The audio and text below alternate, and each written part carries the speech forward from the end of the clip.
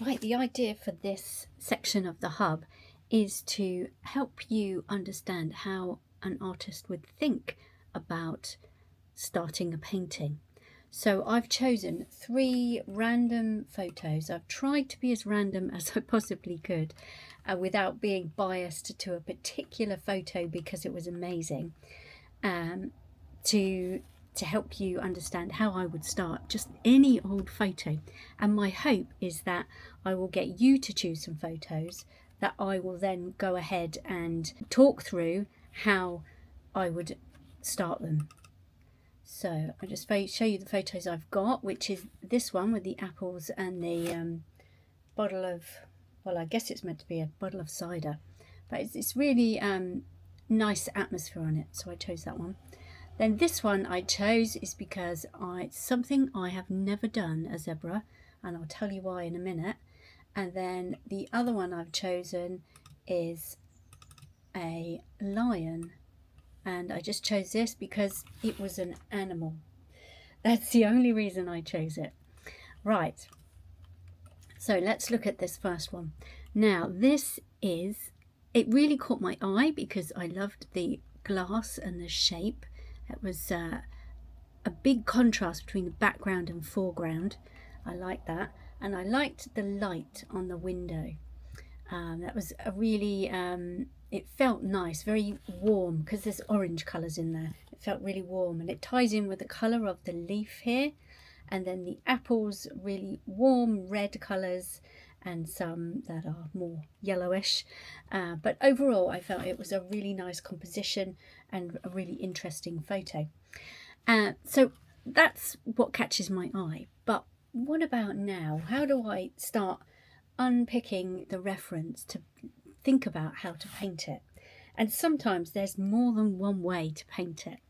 And this one in particular, so the first thing I would think about is my paper choice. And I could use black, but if I use black, it might dull these really light colours in here. So I'm thinking maybe I won't use black. And this is a really nice light colour as well. So yeah, I'm kind of going away from black. But in pastel matte, there's the dark blue, which could be quite nice. And there's also the red colour, sort of a wineish colour. And there's also the green, and red and green are complementary colours, so that could be a good choice.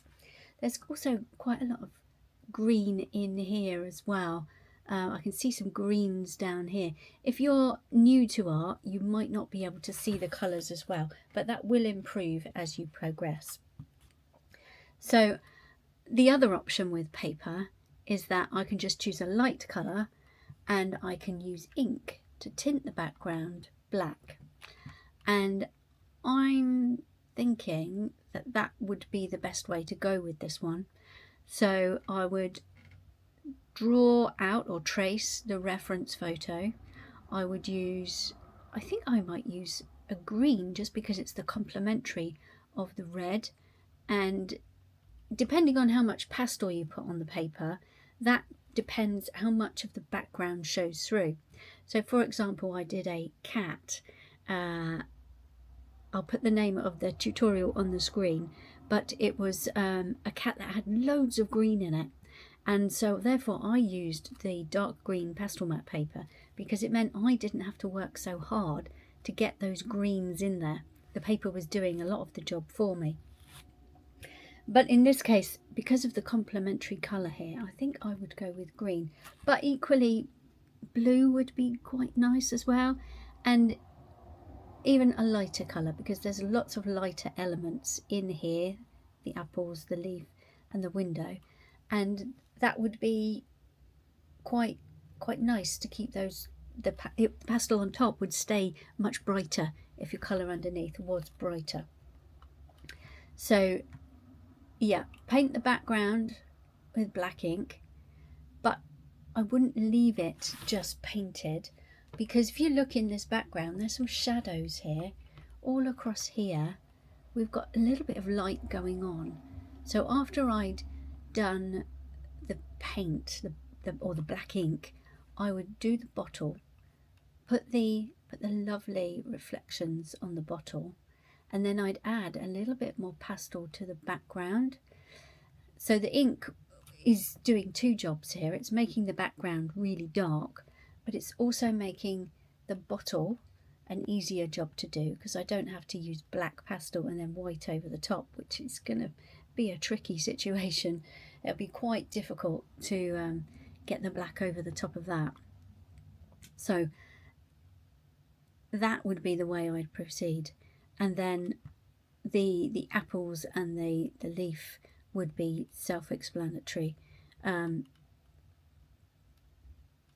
apples and the leaf would be much easier to do. There wouldn't be much, I wouldn't be worried about doing those. There's nothing particularly tricky about them.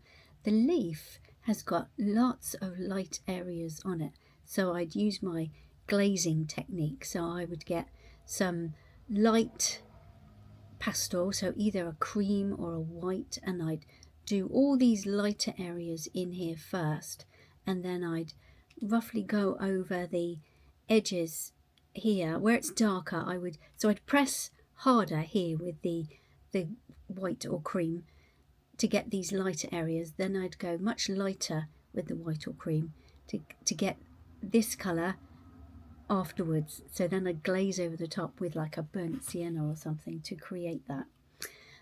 If you don't understand what I mean here, just comment below and I will do an example of that, or show you where there is an example of that in the hub. The wood is so much fun to do, and that would be really enjoyable, creating that lovely rusty old technique around there. So I'd really enjoy that. And I'm having another think about the colour of the paper, because of the leaf and the window being so light, almost white. And I think I would probably go for something not green, something lighter. So either the brown or the dark grey. Yeah, I'd probably go for the brown. If I had to choose one colour, I'd go for the brown, because that would make the leaf much easier to do. And the leaf is the focus of this painting. The leaf and the bottle is the focus, the primary focus. It's the thing that you hone in on first. So you want that to be absolutely crisp and beautiful. So yeah, I would definitely go for the brown paper in the end.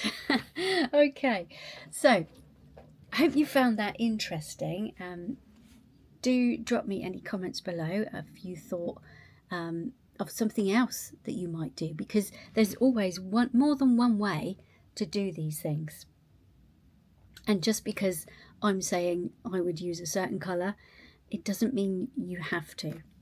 There's always another way. And if you had 100 artists in the room, they'd probably say not quite 100 different things, but they'd have a lot of variations.